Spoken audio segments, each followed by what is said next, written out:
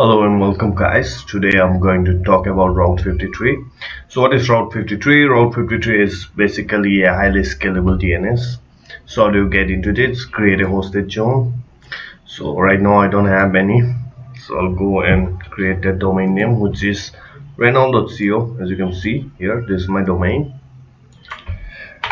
Copy this, put this name and then I'll create. So with this creation, what I'm going to do, I'm going to copy the name servers, as I'm going to totally remove it from my GoDaddy account name servers, because if I want to do a load balancer or something like this, it will be very difficult to do it here. So where is it? How to change my name servers? Come on, it should be here somewhere. So why to use Route 53? There are lots of reasons to use Route 53, because like if you're working with AWS,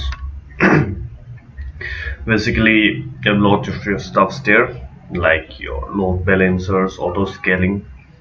So in order to do all those stuffs, it's very easy to do it Route 53 rather than do with this kind of a setup from GoDaddy. So I'll put my first name servers.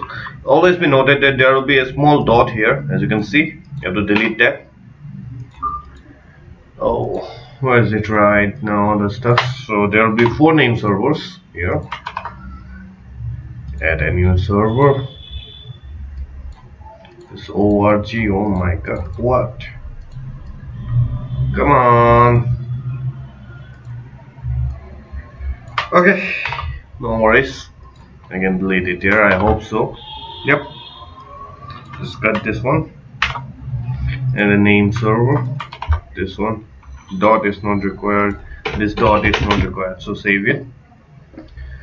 So basically I don't know why it is showing. It should not show the DNS records of GoDaddy. I think so it should be there. It won't be there after this, hope so. Wow, quite a good job there, GoDaddy.